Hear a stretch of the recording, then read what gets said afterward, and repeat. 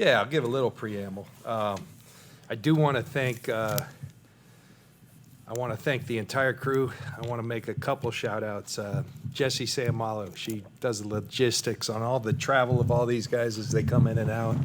Striblin family was here today, and it just it made me remember that. I also want to thank Quasey, Brian Hampton, Parag. We made a few trades in this thing, I think 5 in total, and those guys were awesome, kind of working their way around the league, allowing us to go back, come up, and make a lot of calls to explore other opportunities. And start with that and then open for questions.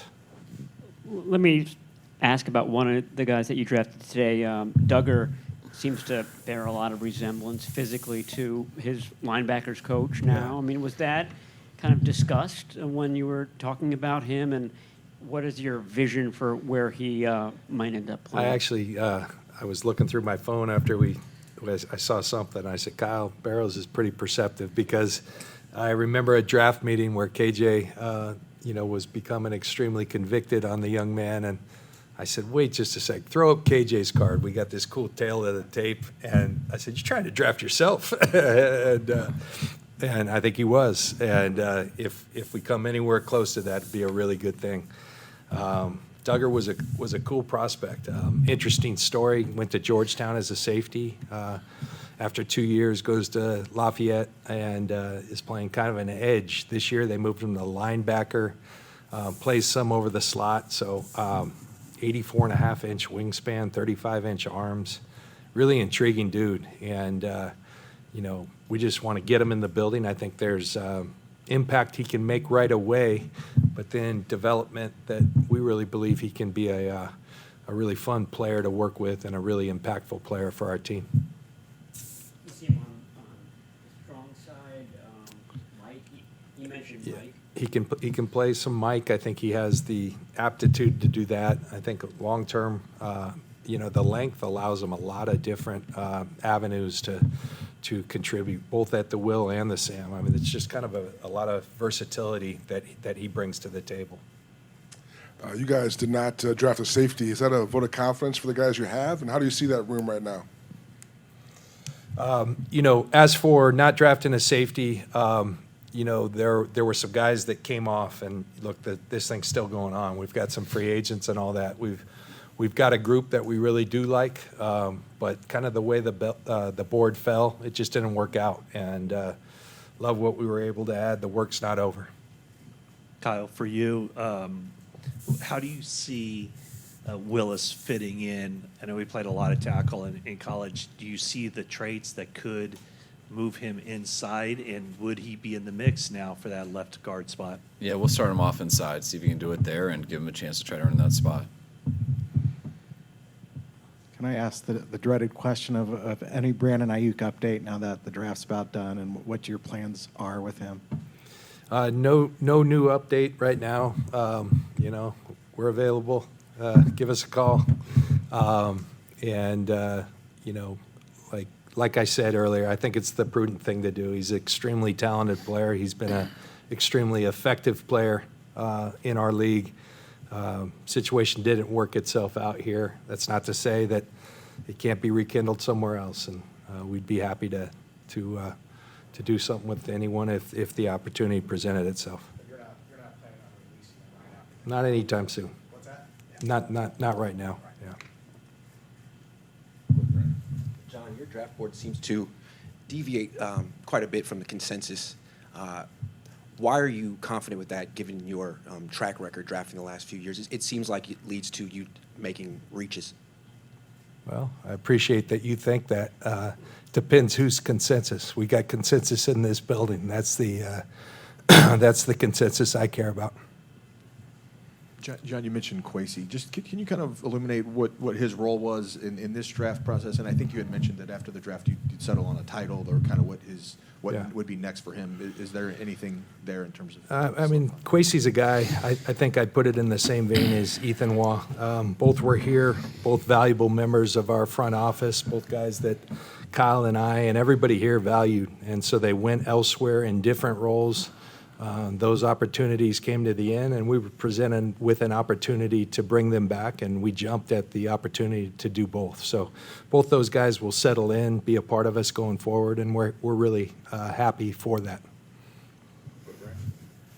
With Cruz, obviously later round offensive tackles don't generally project to be like eventual, starters necessarily. But what qualities does he have that would suggest that, like, he could maybe develop into something? Yeah, Cruz is, it's a guy that throughout the process we became very intrigued with. Chris Furster went out, worked him out, and I think that was a big step for us. You're looking at a guy that amongst all the offensive linemen had the fastest 20 time, that has the highest vertical jump, the highest speed of any of the offensive tackles in a game. Now, is that all valuable for an offensive tackle? We'll see.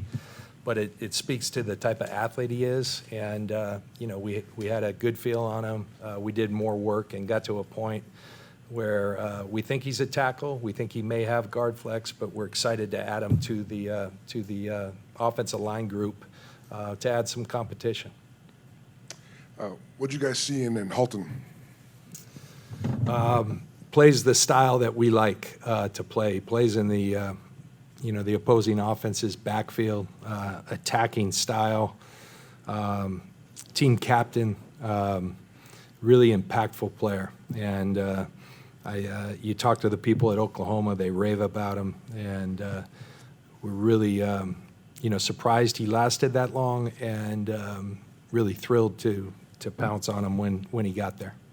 Kyle, now that you have these 8 picks, they're the responsibility of the coaching staff. When you look at these players, what's realistic to expect from this draft class as rookies, as far as starters, key contributors on that 53-man roster?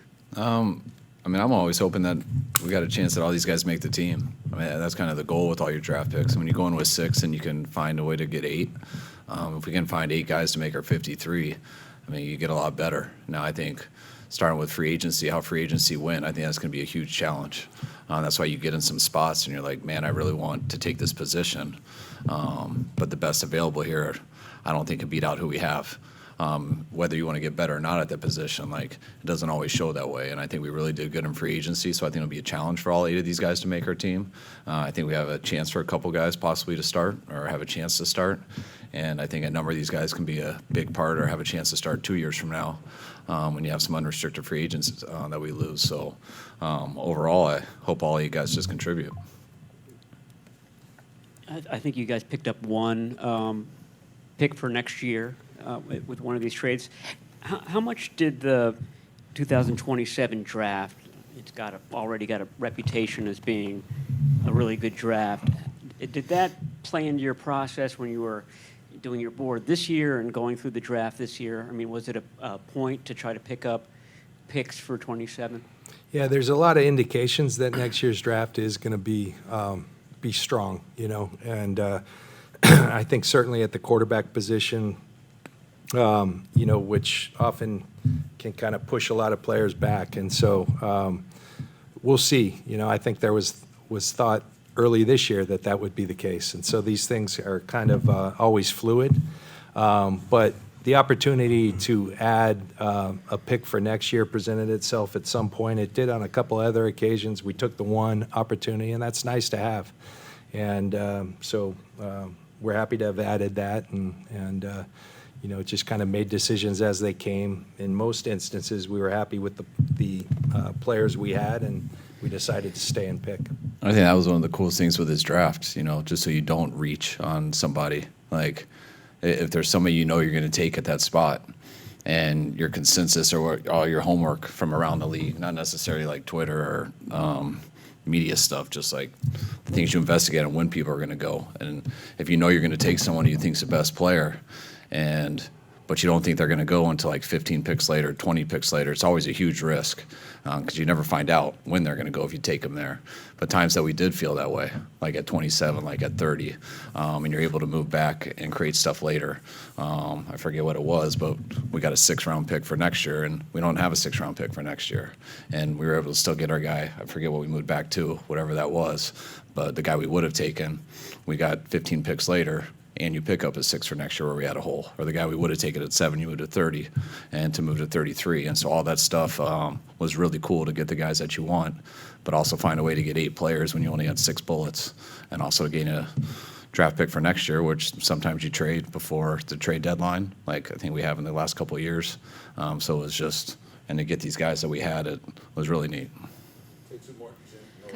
Kyle, I just wanted to get your opinion on Kalen Black and what you saw from him and how you can picture him in your offense. I mean, it always starts with me with just who's the most, natural running back. Like, I love third down backs, all the pass game stuff that people can bring, but when it just comes to running the ball, I mean, you need to have more than one starter. And we've gone through a number of years here where we've been through at least 4 backs. Last year was one of the abnormal years where, it was awesome, but our starting back was able to stay healthy. Usually it happens a lot. It's not just the 1, it's the 2. We've gone through 4 a number of times. And so what he could do as a true starting running back is what I liked. A guy, if you ever had to give him more carries, could he hit the right hole? Can he move the chains? When you only block it for 3, can he get 5? The physicality he ran with, how he broke tackles. When he did get into open space, how he didn't sit there and stutter his feet. He just broke to open spots and got yards. And then what he did at his pro day, when you see a tough, hard-nosed runner who ends up running the 40 that he did, to know what else is in his body for more explosiveness and stuff like that. And, they didn't throw him the ball a lot, but when you watch his Senior Bowl, you watch his older tape from his other school, you see that he has that skill set that you can really develop, and, you got a guy you can win with. With Halton, he's a guy that transitioned from end inside early in his time at Oklahoma. How much did his get-off quickness from that background being outside jump off the tape playing inside? Yeah, it's a good point. I mean, that's really what you see with him, an extremely explosive player. And I think it goes to, like, you look at everything in the process, most of all the film, but then you look at his testing. He's over 36 inches in the vertical jump, and that translates to the film that you watch. Boom, he's off the ball. He's in the opposing team's backfield, and that's just who we kind of want to be. And so it really translated well. And so, if that came, I don't know where it came from, but we're glad he has it, and it fits really well with what we do. We think he's going to be a great addition. All 8 picks seem to kind of make a favorable first impression, when they talk to us in the press room. As you've gotten into this longer and longer, is personality and character something that maybe you guys lean into a little bit more than you even have in the past? I think the longer you do it, what I think, like, you look at the data. Yeah, you look at the background and our history, the history throughout football, and there's no absolutes. It's one thing Kyle always says that I really believe in, but those things matter. The NFL's hard. It's tough. It's long. It's tiresome. You're going to be challenged, and who has the mental fortitude, the mental toughness to fight through that. The way we do things is tough. We're going to have a lot of fun, but we're going to work really hard. And so I think what translates is guys who have those qualities, and that's something I think we've always coveted. You're right. Probably over time, you'd covet it even more. As far as the D. Winters trade, does that speak to Nick Martin at all and his readiness, and you expect him to be part of the offseason program and OTAs and things like that? Yeah, I think it speaks to that whole room. We had gotten up there in numbers. We had a team who was very interested in a player. They were kind of I won't say aggressive, but they just stayed on it. And, it makes you kind of look at things. D was going to be a free agent after this season. We liked our numbers. We thought we would likely draft a player in this draft, and we wanted to have the opportunity to do that. And D got a great opportunity with the Cowboys. And so when all those things matched up, the compensation was right, we made that move. And has Nick been taking part in all the Yeah, activities? Nick's here, and Okay. he's working hard and working great. Yeah. All right, thanks, guys. Thank you. Thanks, guys.